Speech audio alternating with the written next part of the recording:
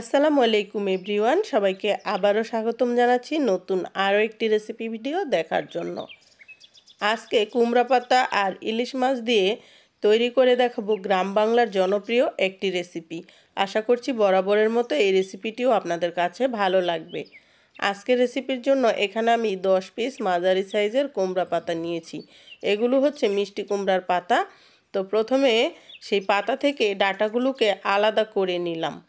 এখন এই পাতাগুলো একটা সাইডে রেখে দিচ্ছি। আর পাতাগুলো কিন্তু আমি আগে থেকেই ধুয়ে নিয়েছিলাম।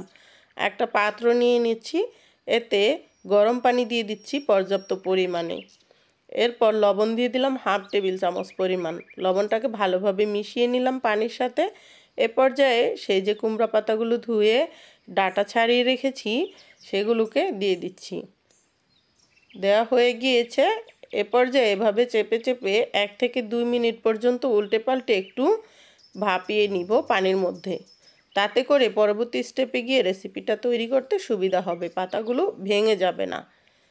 আর যেহেতু কুমড়া পাতা অনেকটা শক্ত টাইপের থাকে, এভাবে একটু ভাপিয়ে নিলে ভালো হবে। পানিটা ঝরতে দিয়ে দিচ্ছি, একটা সাইডে রেখে দিলাম। এখানে আমি 5 পিস মাঝারি সাইজের ইলিশ মাছ নিয়েছি। মাছগুলোতে লবণ দিয়ে দিলাম হাফ টেবিল চামচ পরিমাণ, হলুদের গুঁড়া দিচ্ছি হাফ টেবিল চামচ। এরপর 2 টেবিল চামচ পরিমাণ সরিষার তেল দিচ্ছি। এই সব কিছু দিয়ে খুব ভালোভাবে হাত দিয়ে মাখিয়ে এরপর ঢাকনা দিয়ে ঢেকে রাখবো 10 মিনিটের মতো। যদিও মাছগুলো আমি 1 ঘন্টার মতো আগে থেকে লবণ দিয়ে রেখেছিলাম। যে কোনো মাছ রান্নার আগে আমি ঘন্টাখানেক পর্যন্ত লবণ দিয়ে রাখি, এতে করে রান্না করলে লবণটা খুব ভালোভাবে ভিতরে ঢুকে যায়। তো একটা সাইডে রেখে দিচ্ছি 10 মিনিটের জন্য। এখানে আমি শিলনোড়া নিয়েছি, আর এই যে কুমড়া পাতার যেই ডাঁটাগুলো আছে সেগুলোকে কুচি করে কেটে নিলাম। এখানে কালো সরিষা নিয়ে নিলাম হাফ টেবিল চামচ, 5টা নিলাম কাঁচা মরিচ। আর এখানে 1 কাপ পরিমাণ পেঁয়াজ নিয়েছি। পেঁয়াজটাকে ছোট করে কেটে নিব। পেঁয়াজ আর কাঁচামরিচটাকে যতটা সম্ভব একটু ছোট ছোট টুকরা করে নিব, তাহলে কিন্তু শিলনোড়াতে পিষে নিতে সুবিধা হবে। সব কিছু একসাথে করে বেটে নিচ্ছি। আমি কুমড়া পাতার ডাঁটাগুলো কিন্তু বেটে ব্যবহার করছি, ফ্লেভারটা ভালো পাওয়া যাবে সেই জন্য। আপনারা চাইলে কেটেও দিতে পারেন, না চাইলে বাদও দিতে পারেন। হয়ে গেছে মশলাটা রেডি করা, এটাকে একটা পাত্রে তুলে নিচ্ছি। এ পর্যায়ে মাছগুলো 10 মিনিটের মতো ম্যারিনেট করা হয়ে গিয়েছে। এখন হচ্ছে এই যে মশলাটা বেটে নিয়েছিলাম, এটাকে আলতোভাবে মাছের সাথে মাখিয়ে নিব। আর চেষ্টা করবেন হাত দিয়ে কিন্তু সুন্দর মতো মাখিয়ে নিতে, কারণ বাঙালি রান্নায় হাতের সাথে কিন্তু রান্নার অন্যরকম একটা সম্পর্ক আছে। হাত থেকেই শুরু হয় রান্নার প্রসেস, কারণ হাতের যে তাপমাত্রা থাকে তাতে করেই কিন্তু রান্নার প্রসেসটা স্টার্ট হয়ে যায়। এখন সেই যে কুমড়া পাতাকে 2টা করে এভাবে ডবল করে নিয়ে মাছ দিয়ে তারপর একটু মশলা দিয়ে এভাবে মুড়িয়ে নিচ্ছি। তো আমি 5 পিস মাছের জন্য 10টা পাতা নিয়েছি। ডবল পাতা হলে মাছটা কুক করতে সুবিধা হবে। এভাবে করে আমি সবগুলো তৈরি করে নিব।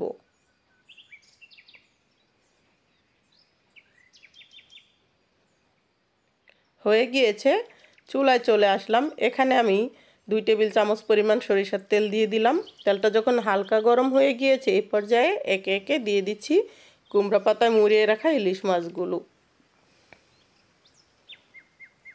ঢাকনা দিয়ে ঢেকে দিচ্ছি 6 থেকে 7 মিনিটের জন্য। চুলার আঁচটা কিন্তু কমিয়ে দিয়েছিলাম, কিছুটা পানি ছেড়েছে। এ পর্যায়ে উল্টে দিচ্ছি। কুমড়া পাতাগুলোকে একটু গরম পানিতে ভাপিয়ে নেওয়ার কারণে হচ্ছে এই পর্যায়ে রেসিপিটা একদম পারফেক্ট হয়েছে। যদি ভাপানো ছাড়া কুমড়া পাতাটা দিয়ে রেসিপিটা তৈরি করতে যেতাম, তাহলে কিন্তু পাতাটা ফেটে মাছ এবং মশলা বেরিয়ে যেত। তো এই পর্যায়ে দেখুন কোনো রকম সুতা বা টুথপিক ব্যবহার ছাড়াই কিন্তু সুন্দর মতো উল্টে নিলাম, একটুও খুলে যায়নি। আবারও ঢাকনা দিয়ে ঢেকে কিন্তু আমি আরও 5 থেকে 6 মিনিটের মতো জাল করেছি। এ পর্যায়ে আবারও উল্টে দিচ্ছি। এখন আর ঢাকবো না, এভাবে উল্টে দেওয়ার পরে আরও 2 মিনিট একটু ভাজা ভাজা করে নিব, চুলার আঁচটা একটু বাড়িয়ে দিয়ে।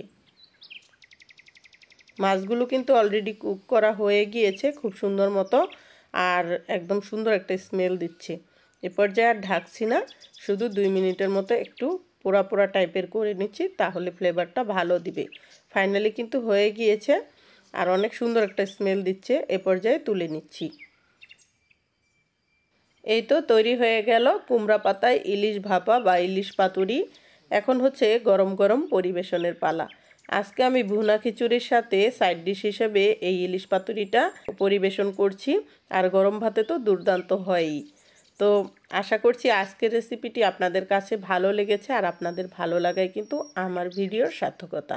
ভিডিও ভালো লাগলে চ্যানেলটি সাবস্ক্রাইব করবেন, আর সবাই অনেক বেশি ভালো থাকবেন, সুস্থ থাকবেন।